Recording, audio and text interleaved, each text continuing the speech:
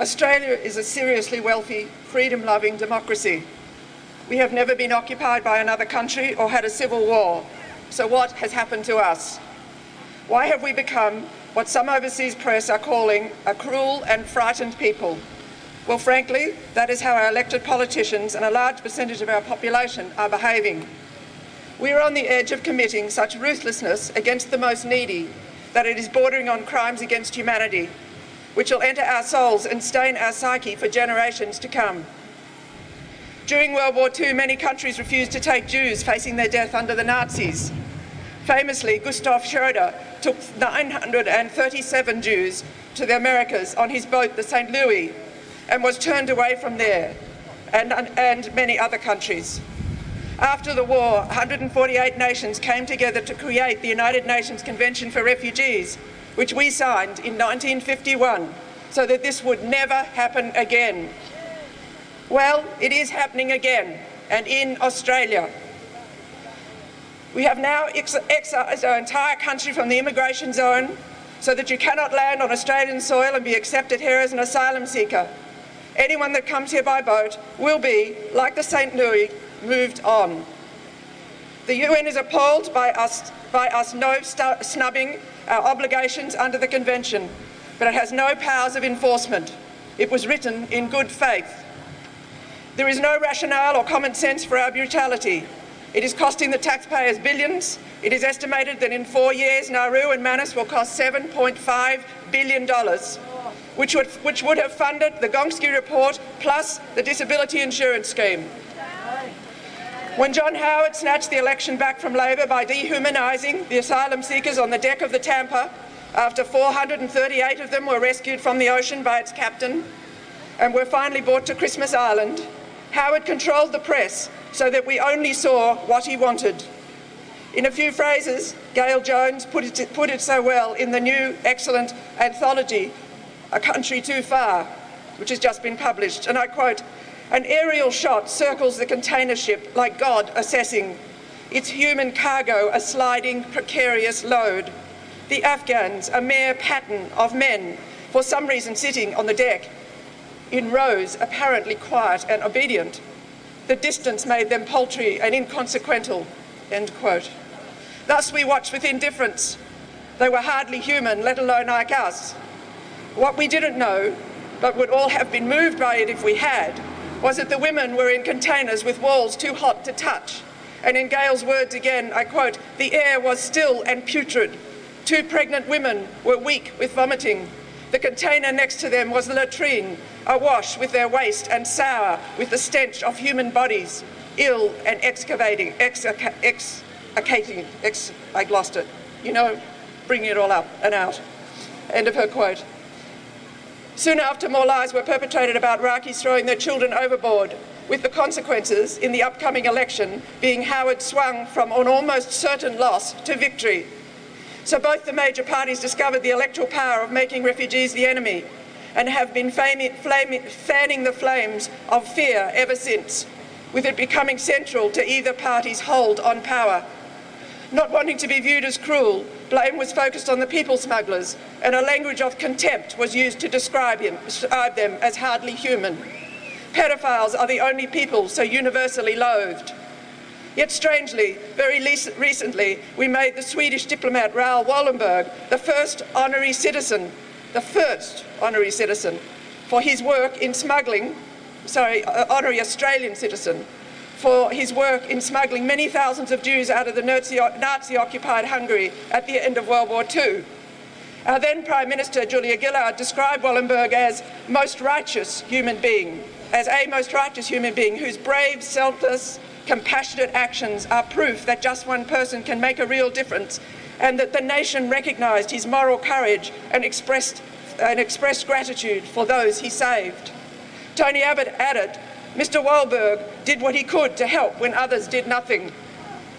Meanwhile, the subject of my book, Ali al-Janabi, who helped his family and over 500 other Iraqis escape the brutality of Saddam by getting them to Australia safely, has been vilified by the Australian government for his humanitarian endeavours.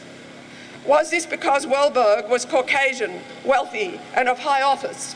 while Ali al-Janabi is poor, Muslim and Arabic? Or was it that the final destination of those that Ali al-Janabi rescued is our own backyard? The truth is, no one being persecuted escapes their own country without the help of smugglers. In many countries, it is considered a necessary and respected profession. But like any profession, a lot of people smugglers are profit-seeking and, yes, scoundrels. But there are also some who are genuine humanitarians trying to help their countryfolk. I'm sure all of us here would do something to save our own families, or do anything to save our own families. Mostly they're in between. They want to help, but they also need money. A large percentage are asylum seekers themselves trying to get to Australia, who have found a means to survive in a country, Indonesia, where it was impossible to get a job until June 2010. People smuggling was not illegal in Indonesia. Anyway, the big fish are mostly Indonesians, behind the scenes, often in high positions in government, the military, navy and big business. They are pretty much the only ones that make a lot of money out of smuggling. The Indonesian authorities are not going to hand these big fish over to Australians. Why should they? The money they make filters down and goes around. Why also should they try and stop people smuggling? Even if the refugees are poor, while they wait to get on boats, they still have to eat, stay in hotels and use transport. It all helps the economy to go around. Indonesia is essentially a small earning transit lounge. And why should they take back the boats? The refugees are not Indonesians. They are foreigners passing through. The Indonesians are not a signatory to the United Nations Convention, and Indonesia is a poor and overcrowded country. They are appalled that we, such a wealthy neighbour, are trying to get them to deal with our so-called problem for us. Yesterday, Tony Burke said on Insiders that the key is making sure people smugglers don't have a product to sell. But in Indonesia, they will tell you they don't have to recruit passengers or sell a product. They only have to stand still to be surrounded by hundreds of desperate people to find a way to get to Australia by boat. Besides, they don't run around with laptops, reading English and deciphering Australia's latest policies. Who of us in Australia that speak English can even do that? And as Ali says in my book, there are no people smugglers' business models, as the last government named it, or men in suits sitting around boardroom tables devising strategies. People smuggling is an amorphous ragtag network run by word of mouth and mobile phones. There are no records and bank accounts, no spreadsheets or business plans. They pop up wherever people are trying to escape and disappear when they are no longer needed. You don't need to live in the country of destination or come to Australia on a boat with the people to be a people smuggler. You need to be on the ground in Indonesia, where you can get passports made, organise transport, hotels and food while people wait for boats.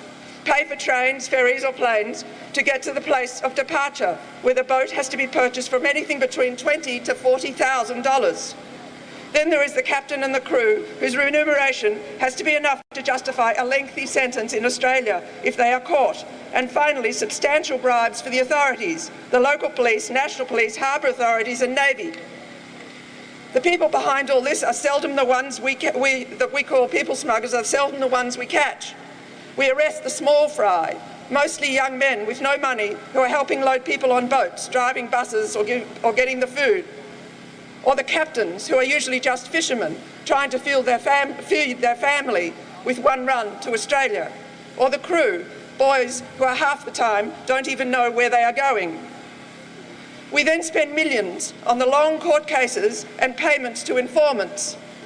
The Australian Federal Police's double agent that informed on Ali was flown to Australia, given citizenship, accommodation, a weekly retainer and $250,000 to give evidence against Ali in court. That was taxpayers' money.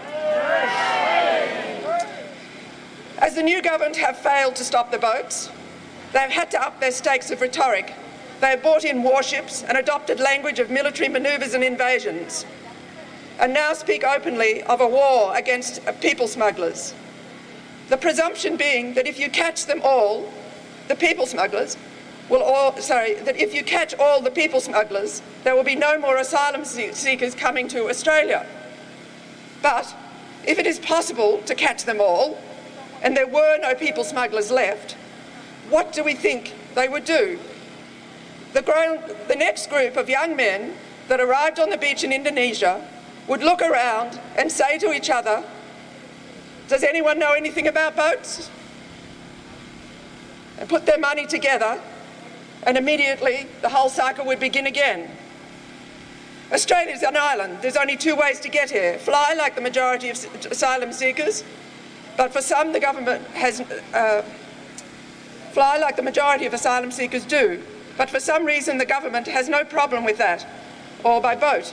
Both are legal under the convention, but it is expensive to get the right documents made, so only the rich can do it by plane. It is the poor and desperate that would risk their death on a boat and settle for 3 months to 8 years in a detention centre waiting for their papers. So stopping the people smugglers is just another way of deflecting the issue. Yesterday morning, Tony Burke also said that we need to find a pathway to people to come here safely through the UN.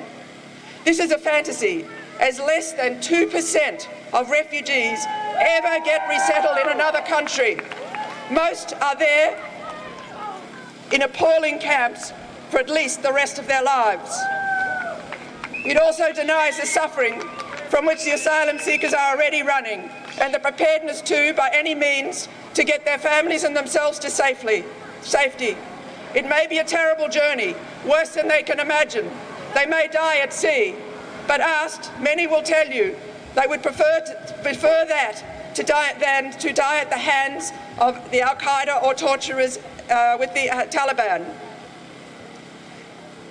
At the Commonwealth Heads of Government meeting, the Canadian, Indian and Mauritius leaders stayed away in protest against Sri Lanka, not only because of their war crimes at the end of the Civil War in 2009, but also ongoing abuses of state-sanctioned abducted torture and killings.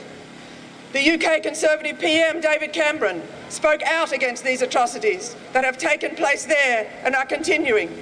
Yet Tony Abbott is so intent on keeping asylum seekers out of Australia, he praised Sri Lanka for its efforts to address human rights issues and of war crimes allegations. He then gave the Sri Lankan government and its generals 2 boats. Can I get to that? 2 boats to stop the people from getting on boats to flee to the continuing persecution being perpetrated on them by the Australian government. It is difficult for Australian government not to look like they are colluding with the Sri Lankan government's abuse.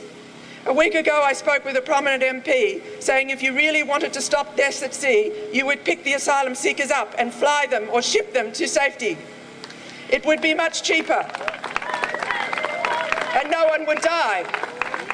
He laughed scoffingly at me and asked me, "Have you ever looked into the eyes of a man who has watched his children die at sea?"